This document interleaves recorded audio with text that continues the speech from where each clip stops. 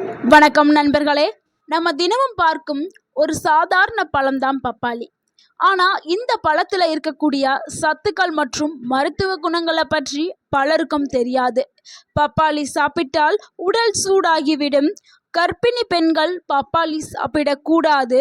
பப்பாளி சர்க்கரை நோயாளிகளுக்கு நல்லதா? தினமும் பப்பாளி சாப்பிட்டால் என்ன நடக்கும்? இப்படி பல கேள்விகள் உங்களுக்குள் இருக்கலாம்.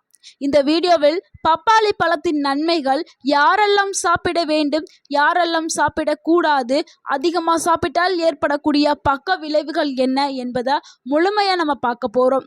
ஸோ வீடியோவை முழுமையாக பாருங்கள். உங்கள் ஆரோக்கியத்திற்கு மிகவும் பயனுள்ள ஒரு வீடியோவாக இந்த வீடியோ இருக்கும். உங்கள் வாழ்க்கையை மாற்றக்கூடிய ஒரு வீடியோவாக இருக்கும். ஸோ உங்கள் ஆரோக்கியம் உங்கள் கையில்தான்.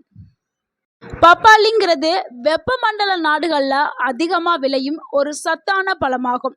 இதில் vitamin A, vitamin C, vitamin E, folate, potassium, magnesium, fibre, papain enzyme போன்ற பல சத்துக்கள் நிறைந்திருக்குது. 100 கிராம் பப்பாளியில் சுமார் 43 கலோரி, நார்ச்சத்து 1.7 gram, vitamin C 60 mg, vitamin A அதிக அளவில் இருக்குது. இதனால் ஏற்படக்கூடிய நன்மைகளை பார்த்துடலாம். நன்மை 1, கண் பார்வையை பாதுகாக்கிறதுக்கு பப்பாளி இது கண் பார்வையை மேம்படுத்துறதுக்கு பப்பாளி பயன்படுது. பப்பாளியில் விட்டமின் ஏ மற்றும் பீட்டா கரோட்டின் அதிகமாகவே இருக்குது. இதனால் மாலையில் வரக்கூடிய மாலை பார்வை, அதாவது மாலைக்கண் நோய் இருக்குதுல்ல, அந்த குறைபாட்டை தடுக்கிறதுக்கும் பப்பாளி பயன்படுது. அதே மாதிரி வயது காரணமாக ஏற்படக்கூடிய கண் பாதிப்புகளை குறைக்கிறதுக்கும் பப்பாளி பயன்படுது.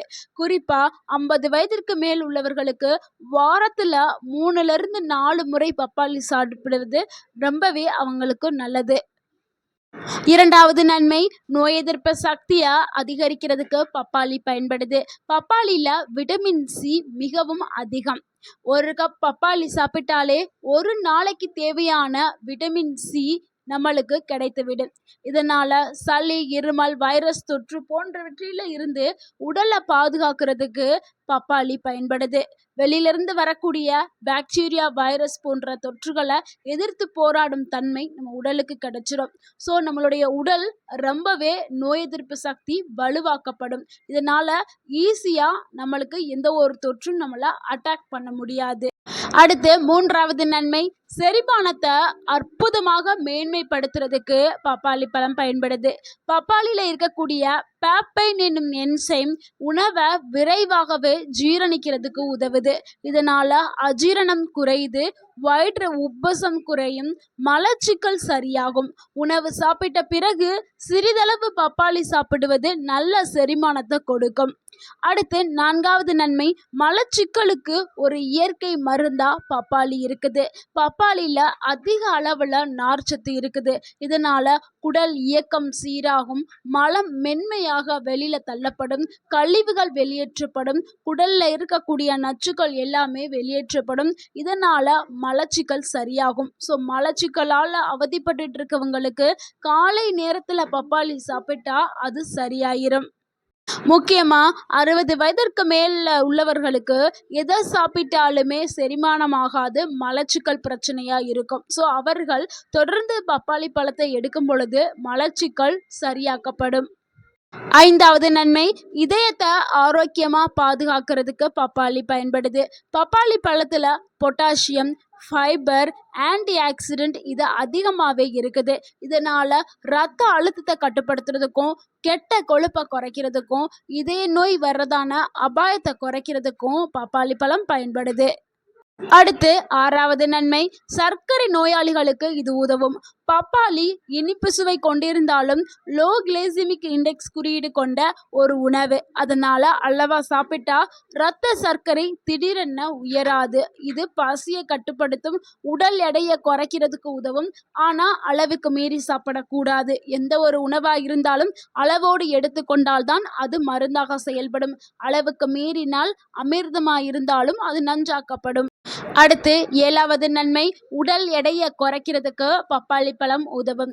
100 கிராம் பப்பாளியில வெறும் 43 கலோரி மட்டும்தான் இருக்குது. இதனால வயிறு நிறைந்த ஒரு உணர்வு கிடைக்கும். பசி குறையும்.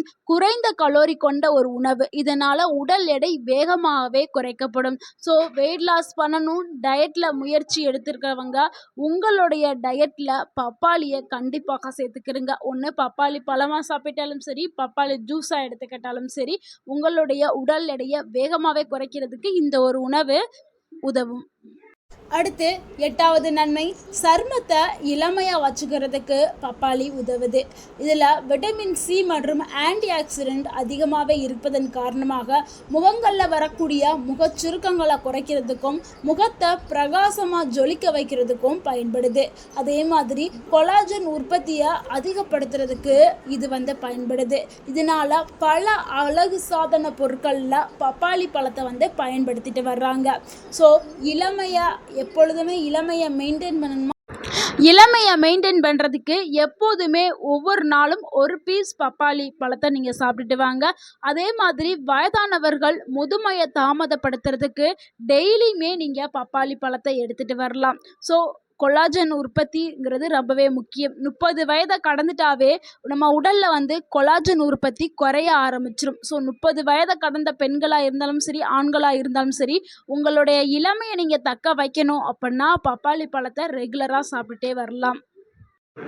அடுத்து நம்ம 9வதாக பார்க்கக்கூடிய ஒரு நன்மை என்னென்னா, முடி வளர்ச்சிக்கு பப்பாளி பழம் பயன்படுது. பப்பாளியில் இருக்கக்கூடிய ஊட்டச்சத்துக்கள் முடி வேர்களை பலப்படுத்துறதுக்கும், தலையில் இருக்கக்கூடிய பொடுகை குறைக்கிறதுக்கும், முடி உதிர்தலை கட்டுப்படுத்துறதுக்கும் பயன்படுது. இப்போ இன்றைய காலகட்டத்தில் ஆண்கள் பெண்கள் எல்லாருக்குமே இருக்கக்கூடிய ஒரு பொதுவான பிரச்சனைனா முடி உதிர்தல் பிரச்சனை தான். அந்த பிரச்சனையை சரி பண்ணுறதுக்கு பப்பாளி பயன்படுது. அடுத்து 10வது உள்ள நன்மை, உடலில் இருக்கக்கூடிய அலர்ஜியை குறைக்கிறதுக்கு பப்பாளி பயன்படுது. பப்பாளியில் இருக்கக்கூடிய ஆன்டி ஆக்சிடென்ட்டுகள் மூட்டு வலியையும் உடல் அலர்ஜியையும் குறைக்குது. வயது தொடர்பான ஏற்படக்கூடிய பாதிப்புகள் போன்றவை குறைக்கிறதுக்கு பப்பாளி பயன்படுது. அதனால் பப்பாளி பழம் வயதானவர்களுக்கு மிகவும் ஒரு சூப்பரான ஒரு சிறந்த உணவு. வயதானவர்கள் கண்டிப்பாக பப்பாளியை எடுத்துக்கிட்டு இருக்கணும். அது இன்ஃப்ளமேஷன்ஸ் இருக்குல்ல, வலி வீக்கம், இது எல்லாத்தையுமே குறைக்கிறதுக்கு பப்பாளி பயன்படுது. மூட்டுகளில் சுற்றி இருக்கக்கூடிய வலி வீக்கத்தை குறைக்கிறதுக்கும் பயன்படுது. பப்பாளி விதைகளுடைய நன்மைகளை பார்த்தலாம். பலரும் பப்பாளி விதைகளை தூக்கி எறிகிறார்கள். ஆனால் அதுலேயும் நல்ல நல்ல ஊட்டச்சத்துக்கள் இருக்குது. அதில் ஆன்டி ஆக்சிடென்ட்கள், ஹெல்த்தி காம்பவுண்ட்ஸ் இருக்குது. ஆனால் சிறிதளவில் மட்டுமே எடுத்துக்கொள்ளணும், அதிகமாக பயன்படுத்தக்கூடாது. பப்பாளி அதிகமாக சாப்பிட்டா என்ன ஆகும்? இப்போ தான் ரொம்ப ரொம்ப முக்கியமான பகுதியாக பார்க்க போகிறோம். ஆபத்து 1, வயிற்றுப்போக்கு ஏற்படும். இதில் அதிக அளவில் நார்ச்சத்து இருக்கிறதுனால வயிற்றுப்போக்கு, வயிற்று வலி, வயிற்றில் எரிச்சல் ஏற்படலாம். 2வது ஆபத்து வயிறு உப்பசம். ஒரே நேரத்தில் அதிகமாக சாப்பிட்டா வாய்வு பிரச்சனை, வயிறு உப்பசம், செரிமான பிரச்சனை ஏற்படும். ஏன்னா பப்பாளி இவங்க நல்லதுன்னு சொல்லிட்டாங்க, ரொம்ப ஆரோக்கியமானது சொல்லிட்டாங்க அப்படின்னு சொல்லிட்டு சிலர் என்ன பண்ணுவாங்கன்னா ஒரு பப்பாளி பழத்தையும் ஒரே நாளில் உட்காந்து சாப்பிடுவாங்க. ஸோ அப்பெல்லாம் சாப்பிடக்கூடாது. ஒவ்வொருத்தவங்களுடைய உடல்நிலையும் ஒவ்வொரு மாதிரி இருக்கும். சிலருக்கு ஒரு பிரச்சனையும் ஏற்பாடு, சிலருக்கு மிக ஆபத்தை ஏற்படுத்தும். ஸோ கவனமாக தான் எல்லா உணவுகளையுமே சாப்பிடணும். சரியான அளவில் எடுத்துக்கிட்டாதான் அது நல்லது. அடுத்து 3வது ஆபத்து என்னன்னா ஒவ்வாமை. சிலருக்கு லாக்டஸ் அலர்ஜி இருந்துச்சுன்னா பப்பாளி சாப்பிடும்போது தோலில் அரிப்பு, தோலில் வீக்கம், சுவாசிக்கிறதுல சிரமம் கூட ஏற்படுறதுக்கு வாய்ப்புகள் இருக்குது. ஸோ இதெல்லாம் கவனித்து தான் சாப்பிடணும். அடுத்து 4வது ஆபத்து, கர்ப்பிணிகள் கவனமாக தான் இருக்க வேண்டும்.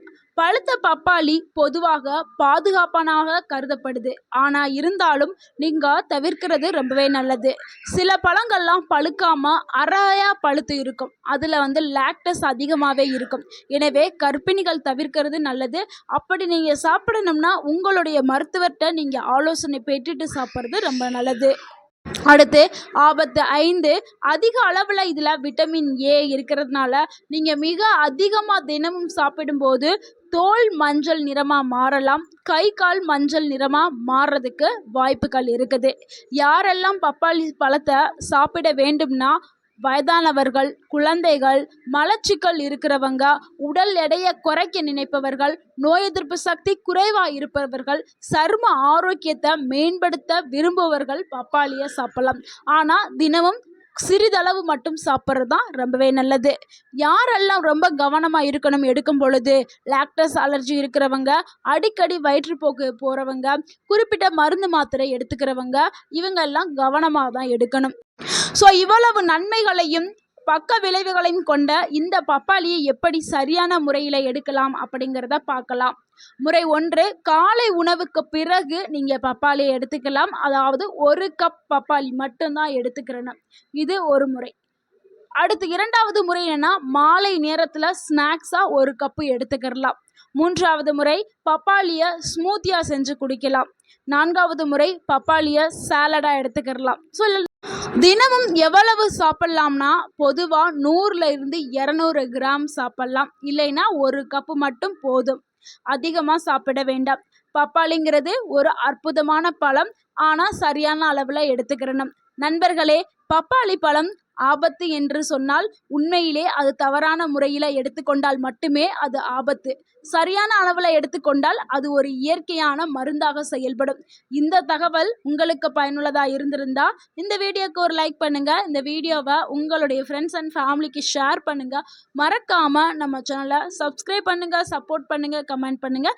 தேங்க்யூ ஃபார் வாட்சிங் அண்ட் வாழ்க வளமுடன். உங்கள் ஆரோக்கியம் உங்கள் கையில்தான். நன்றி, வணக்கம்.